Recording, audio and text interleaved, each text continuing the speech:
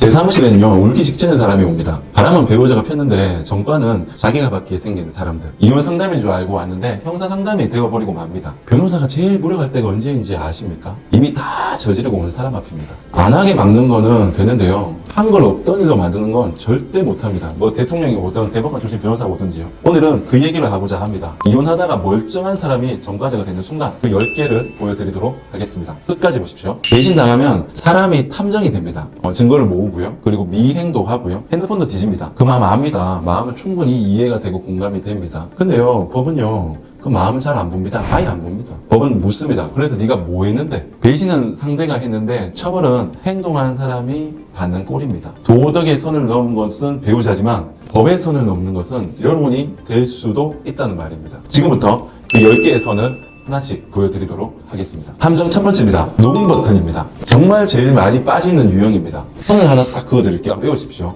내가 직접 한 대화를 녹음하는 건 괜찮습니다. 배우자랑 마주 앉아 있는데 싸우면서 서로 녹음하는 거예요. 상대가 몰라도 배우자가 몰라도 죄 아닙니다. 왜냐면요, 내가 대화에 끼어있기 때문입니다. 문제는요, 내가 없는 자리에서 이루어진 대화를 녹음하는 것들입니다. 배우자랑 상간자랑 둘이 나누는 대화를 내가 차에 녹음기를 숨겨서 폰에 앱을 깔아서 그걸 땄어요. 그럼 그거 여러분 범죄입니다. 여기서 머리를 쓰는 사람들 간혹 있습니다.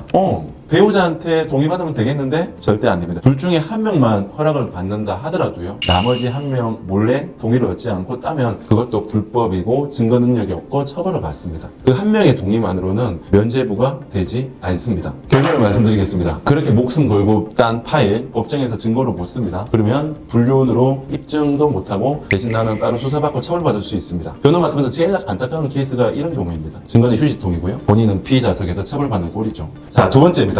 핸드폰 그리고 잠금 풀면 달라진다라는 부분입니다. 다시 한번 말씀드리면 배우자의 핸드폰을 뒤지는 케이스입니다. 이거 정말 미묘합니다. 그래서 정말 위험합니다. 예를 들어 잠금이 안 걸린 폰을 그냥 열어보는 거는요, 별도로 처벌이 되지는 않습니다. 왜냐면 부부 사이에는 평소 다른 폰을 본다는 양해도 있고 그렇기 때문이죠. 근데요, 여기서 한 끈만 넘어가면 죄가 됩니다. 비밀번호가 걸린 폰을 몰래 풀어서 본 경우, 이거는 다릅니다. 여러분, 잠금 장치를 기술적으로 뚫어서 안에 내용을 알아낸 거기 때문에 별도의 비밀 침해 죄가 되는 거죠. 지문이든 패턴이든 그리고 뭐 비번이든 잠긴 것을 풀었다는 순간 선을 넘는 겁니다.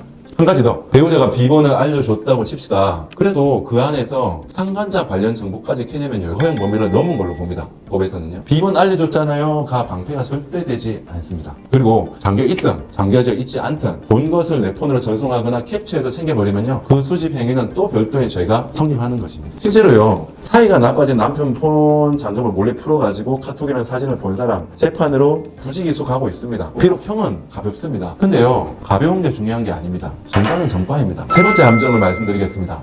요즘에 많아진 함정이 GPS입니다. 포털에 불륜 위치 추적기 치면 광고가 쫙 하고 뜨죠. 초소형, 초박형, 그거 사서 배우자 참이제 붙입니다. 그리고 폰에 위치 추적 앱을 깔죠. 붙이는 것까지는 불법이 아닐 수 있습니다, 여러분. 근데 상대 동의 없이 그것을 작동을 시켜서 위치를 받아보는 순간, 그 순간 범죄입니다. 3년 이하의 징역, 벌금은 수천만 원까지 나올 수도 있습니다. 초범인데 불륜 잡으려고 한 거는 봐주겠지. 요즘 법원은 잘 안 봐줍니다. 아내 외도를 의심해서 차에 추적기를 달고 직장에 카메라까지 단 남편에 대해서 실제로 집행유예를 받은 케이스도 있습니다. 집행유예도 면이 징역형이에요. 그리고 여러분, 머리 굴리지 마십시오. 자녀 폰으로 위치 보면 되겠네 라는 분도 간혹 계십니다. 실제 목적이 배우자 감시라면 그것도 역시 처벌 대상이 됩니다. 배신당한 마음에 만원짜리 추적기 하나 산 게 결국에는 전과로 돌아오는 케이스입니다. 네 번째 함정입니다.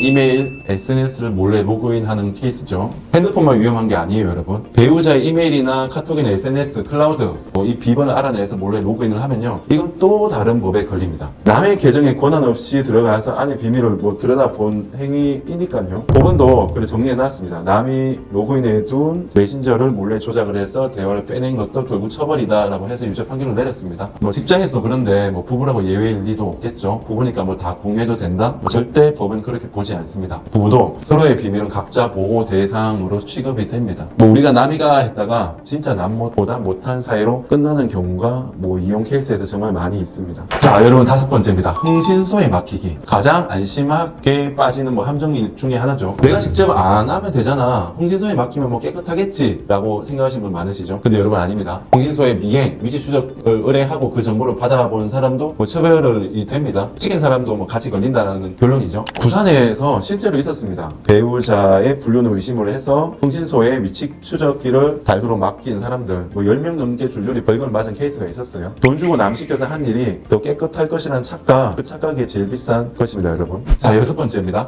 재산 빼돌리기입니다. 좀 영악한 분들이 밟는 케이스죠. 이혼하면 재산 나눠줘야 하니까 미리 빼돌리는 케이스입니다. 통장에 돈 옮기고 뭐 명의 바꾸고 없는 빚을 만들어서 나 돈 없다 뭐 이런 그림을 그리는 분들이요. 그런데요, 뭐 대부분 다 찾아냅니다. 제가 뭐 상대편의 변호를 맡으면 통상적으로 재산 명시, 재산 조회를 넣습니다. 뭐 등기 떼면 언제 누구한테 넘겼는지도 다 나옵니다. 그리고 뭐 계좌 까면 그 돈이 어디로 흘러갔는지도 보입니다. 뭐 숨기는 게 한계가 있다라는 거죠. 그리고 들키면 그냥 토해내는 걸로 끝나는 게 아닙니다. 재산은 재산대로 돌려주고요. 거기에 형사증거가 따로 붙습니다. 강제집행을 피하려고 재산을 숨긴 거, 그 자체가 강제집행 면탈죄라는 범죄가 성립하는 거거든요. 돈을 지키려다가 돈을 잃고 전과도 없고 계산이 안 맞는 짓입니다. 7번째입니다. 별거 후에 집착하는 케이스입니다. 뭐 헤어지자고 했는데 못 노는 경우 있죠. 집 앞에서 기다리고 뭐 계속 찾아가고 문자랑 전화를 계속 쏟아붓습니다. 본인은 대화하려고 한 것 뿐이야 라고 합니다. 근데 상대가 싫다는데 반복하면 그거는 여러분 스토킹입니다. 한 번은 넘어갈 수 있습니다. 근데 찾아가기, 연락, 대회가 쌓이면 그때부터 접근 금지, 심하면 구속까지 가는 케이스도 있습니다. 뭐 아까 GPS랑 겹치면 더 무거워지고요. 이혼은 관계를 끝내는 절차인데 못 끝내는 그 마음이 사람을 가해자로 만듭니다. 미련은 죄는 아닙니다. 근데 미련은 행동으로 옮기는 순간